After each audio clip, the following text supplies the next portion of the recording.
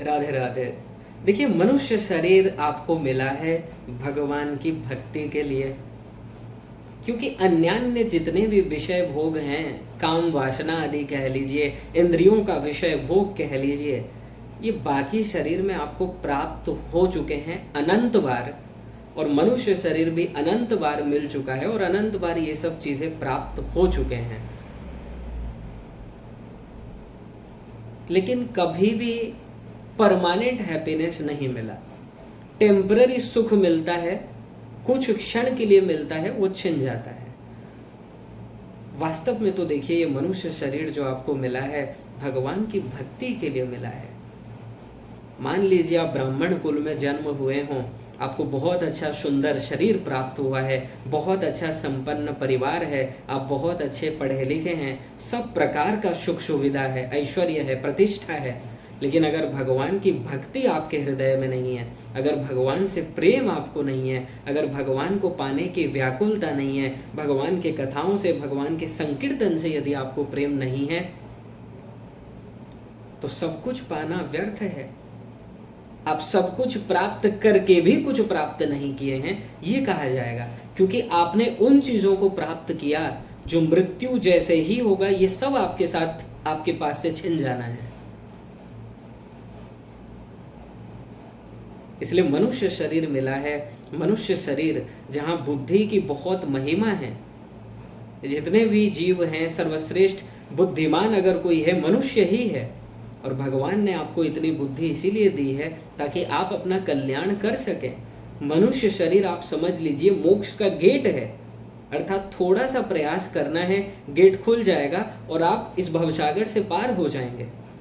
लेकिन अगर यहां पर आकर आप गलती करेंगे, मतलब मान लीजिए आप लाइन में थे, ठीक है, कई हजार लोगों का एग्जाम्पल दे रहे हैं, कई हजार लोगों का लाइन था, आपने वेट किया, अब आप पहले नंबर में आ गए हैं, लेकिन वहां पर मान लीजिए आपने कोई गलती कर दिया या फिर कुछ आप भूल गए हैं, कुछ फॉर्म लाना, मान लीजिए आधार कार्ड लाना भूल गए। 84 लाख योनियों में घूमते घूमते घूमते घूमते आपको मनुष्य शरीर मिला। आप एक एक लाइन क्रॉस करते करते करते करते मनुष्य शरीर को प्राप्त कर लिए। लेकिन यहाँ पर भी अगर आपने भक्ति नहीं किया तो भगवान कहेंगे जाओ पहले दंड भोगो। तुमने भक्ति क्यों नहीं की, तुमको हमने मनुष्य शरीर दिया था, तुमने भक्ति नहीं की, तो पहले जाओ दंड भोगो, फिर से जाकर लाइन में खड़े हो जाओ और फिर तुमको मैं एक चांस दूंगा, फिर भक्ति कर लेना। और अगर फिर गलती करोगे फिर से जाओ लाइन में खड़े हो जाओ। तो यही होता है, जैसे संसार में आप किसी लाइन में हैं, हजारों लोगों के भीड़ में हैं और वहां पर आप कुछ जरूरी डॉक्यूमेंट भूल जाते हैं और आप बोलते हैं कि हम भूल गए हैं, तो वहां पर वो व्यक्ति कहेगा जाओ लाओ और फिर से लाइन में खड़े हो जाओ। तो जितना आप मेहनत करके 2-3 घंटे से लाइन लगाए थे, फिर आप एक नंबर में आए और वहां से जब आपको फिर से हटा दिया जाता है, फिर आप लाइन में आ जाते हैं और फिर सपोज आप एक नंबर में आ गए, फिर भी अगर आपके पास वो डॉक्यूमेंट नहीं है, फिर से जाओ लाइन में खड़े हो जाओ। ठीक ऐसे ही है, अनंत बार मनुष्य शरीर मिल चुका, लेकिन अनंत बार इस जीव ने गलती यही की कि भगवान के सन्मुख नहीं हुआ, भगवान की भक्ति नहीं की, विषय भोग में ही इस मनुष्य जीवन को व्यर्थ गवा दिया। इसलिए आपके पास सब कुछ प्राप्त है, संसारी सामग्री, लेकिन अगर भगवान की भक्ति नहीं है तो सब कुछ पाना व्यर्थ है। इसीलिए कहा गया कि बुद्धि बड़ी चतुराई बड़ी और सुंदरता तन में प्रगटी है। मान लीजिए कोई ऐसा व्यक्ति है इस मृत्यु लोक में जिसमें बहुत ही बुद्धि है, बहुत बुद्धिमान है और चतुराई भी है, बहुत चालाक भी है। तो बुद्धि बड़ी चतुराई बड़ी और सुंदरता तन में प्रगटी है। और मान लीजिए शरीर एकदम चमक रहा है उसका, बहुत ही सुंदर है, और मान बड़ो धन धाम बड़ो यस कीरति हो जग में प्रगटी है। और इस संसार में मान लीजिए चारों तरफ उसका यश कीर्ति हो, मान सम्मान हो, लोग चाहने वाले हो, बहुत ही प्रशंसक हो। तो बुद्धि बड़ी चतुराई बड़ी और सुंदरता तन में प्रगटी है। मान बड़ो धन धाम बड़ो और यश कीर्ति हो जग में प्रगटी है। कि झूमत द्वार गजेंद्र हजार, झूमत द्वार गजेंद्र हजार और इंद्र से कछु नाही घटी है। पहले के जमाने में जिनके पास जितना हाथी घोड़ा होता था ना, वो उतने ही रईस होते थे, पैसे वाले होते थे। जिनके पास जितना हाथी घोड़ा गौ माता जितने होते थे, वो उतने ही धनवान होते थे। तो यहाँ पर जो कहा गया कि झूमत द्वार गजेंद्र हजार, तो इस युग में आप मान लीजिए कि बड़ा से बड़ा लग्जरी कार आपके पास हजारों हो, जो आपके द्वार में खड़े हों, आपको जो भी मन हो किसी भी कार में आप जा सकते हैं। और इंद्र से कछु नाही घटी है, और देवराज इंद्र के समान आपका ऐश्वर्य हो, प्रतिष्ठा हो, वैभव हो। लेकिन तुलसी जगदीश की भक्ति बिना, तुलसीदास जी महाराज कह रहे हैं इतना सब कुछ प्राप्त होने के बाद भी क्या क्या, बुद्धि बड़ी चतुराई बड़ी और सुंदरता तन में प्रगटी है। मान बड़ो धन धाम बड़ो यश कीर्ति हो जग में प्रगटी है। झूमत द्वार गजेंद्र हजार और इंद्र से कछु नाही घटी है। पर तुलसी जगदीश की भक्ति बिना, क्या गजब कह रहे हैं तुलसीदास जी महाराज। तुलसी जगदीश की भक्ति बिना जैसे सुंदर नारी की नाक कटी है, सुंदर नारी की नाक कटी है। इतना सब कुछ प्राप्त होने के बाद भी कोई मान लीजिए कन्या हो, एक सुंदर नारी हो, आभूषणों से युक्त हो, 16 श्रृंगार से युक्त हो, लेकिन सामने से नाक कट गया हो, तो इतना सब कुछ प्राप्त हो जाने के बाद भी वो सुंदरता किसी काम का नहीं है।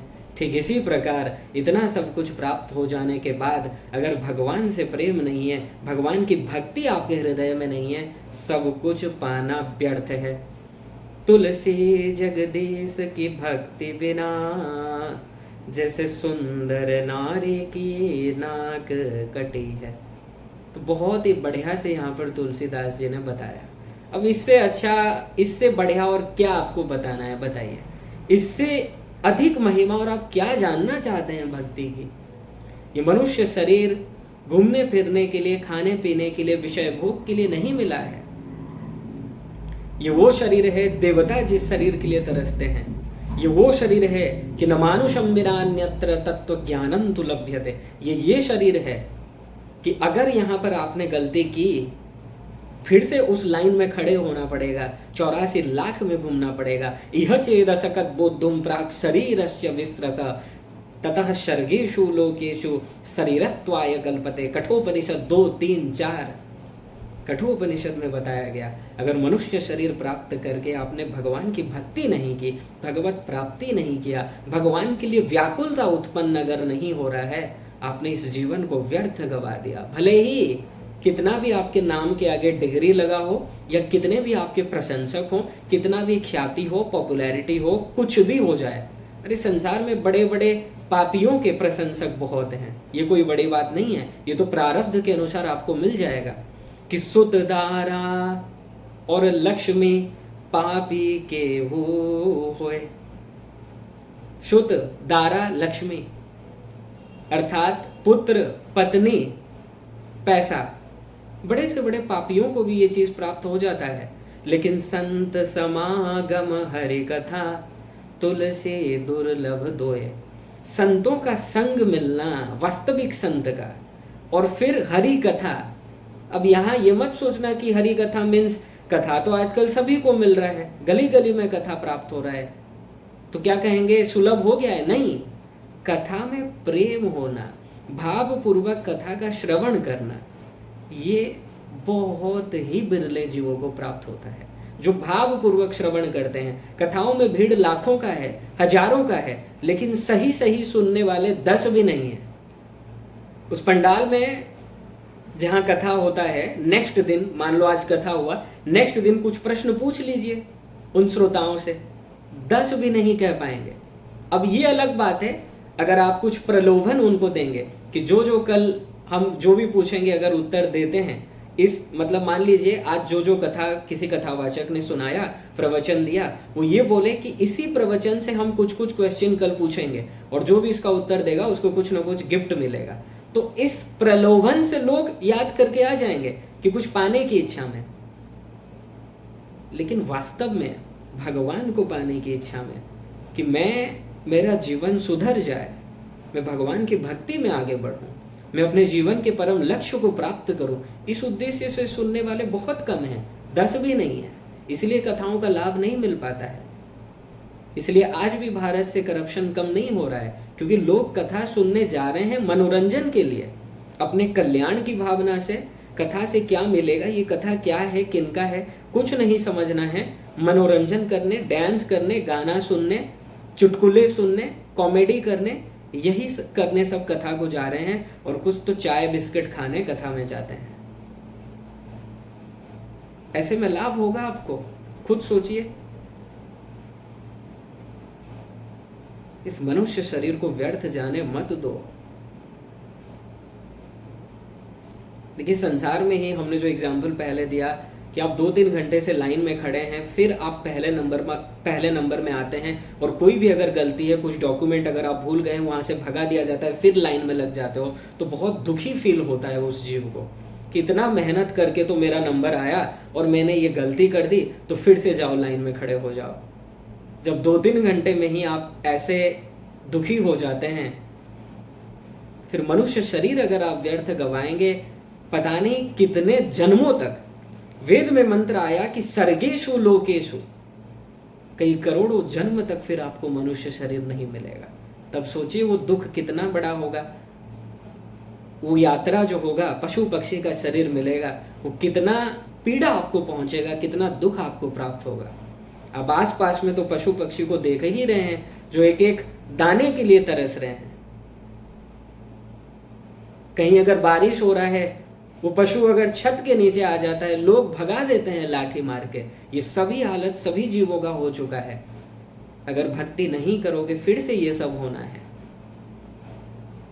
इसलिए मनुष्य जीवन मिला है, भगवान ने गिफ्ट दिया है, एक उपहार आपको दिया है, एक मौका आपको दिया है। इस मौका को व्यर्थ गंवाने मत दो। जितना हो सके साधना कर लीजिए, क्योंकि यही आपके काम आएगा। आपने भगवान का नाम हृदय से, भाव से कितना लिया, भगवान के लिए कितने आंसू प्रवाहित हुए, भगवान का याद आपने कितना किया, यही सब साथ में जाना है। और यही वो सत्कर्म है जो आपको भगवान के करीब ले जाएंगे, भगवान की प्राप्ति करवा देंगे। और जितना तेज गति से आप भक्ति में आगे बढ़ेंगे, उतना ही जल्दी आपको इसी मनुष्य शरीर में अपने सामने युगल सरकार का दर्शन हो जाएगा। भगवान आपको दर्शन दे देंगे, इसमें कोई संशय नहीं है। इसलिए मनुष्य शरीर को व्यर्थ जाने मत दीजिए, क्योंकि तुलसीदास जी ने क्या कहा, कितना सब कुछ प्राप्त हो जाने के बाद भी तुलसी जगदीश की भक्ति बिना, जैसे सुंदर नारी की नाक कटी है। ये सब कुछ प्राप्त होना व्यर्थ हो जाएगा। मनुष्य शरीर भगवत प्राप्ति के लिए मिला है, एक ही उद्देश्य है, एक ही लक्ष्य है। इसीलिए उठो, जागो, महापुरुष के शरण में जाओ। उत्तिष्ठत जाग्रत प्राप्य वरान निबोधत, और उनके शरण में जाकर जिज्ञासु भाव से प्रश्न कीजिए। तो तद्विद्धि प्रणिपातेन परिप्रश्नेन सेवया उपदेक्षयन्ति ते ज्ञानम ज्ञानिन तत्वदर्शिन।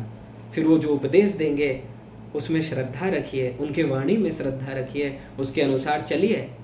और जितने तेज गति से आप गुरुदेव की आज्ञाओं का पालन करेंगे, फिर से कहना चाहेंगे, गुरु अर्थात जो श्रोत्रिय ब्रह्मनिष्ठ हों, जो भगवत प्राप्ति कर चुके हों, जिनको सही सही ज्ञान हो और भगवान का प्रेम प्राप्त हो, ऐसे गुरु से आपका लाभ होना है।